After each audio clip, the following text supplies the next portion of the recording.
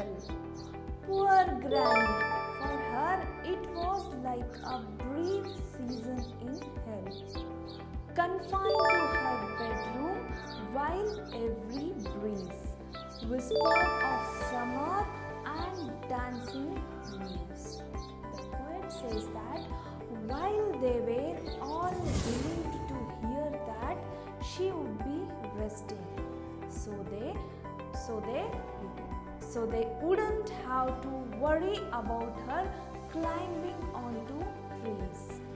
Grandma was very upset because she would be confined. Why do you think she felt so? Do you all remember how you felt during the lockdown? That's exactly what Grandma had to go through. But it was worse for her because she had to always be on her bed.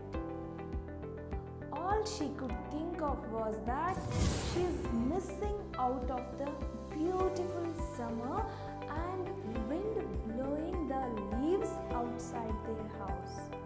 We'll move for next class.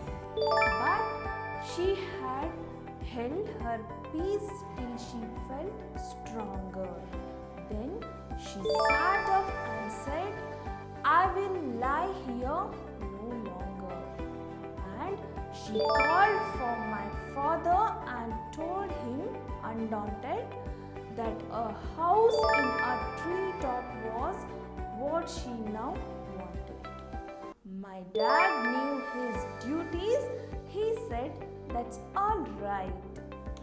You will have what you want here. I will start work tonight. Here, poet says, but she was patient. She waited until she felt better. And as soon as she did, she asked her son to build her a house on a tree top.